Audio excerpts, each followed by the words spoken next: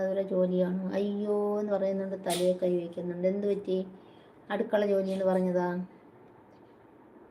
റജുവിനൊക്കെ പിന്നെ പോയി ഹോട്ടലിൽ നിന്ന് പോയി കഴിച്ചാൽ മതി അല്ലല്ലോ.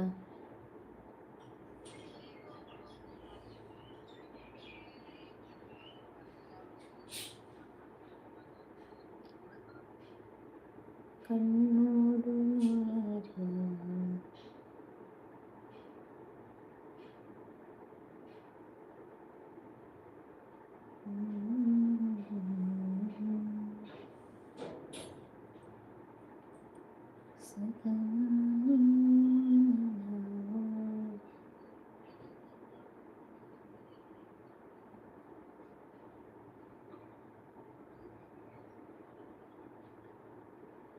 എന്തുവാടേ കമൻ്റ് ഇട്.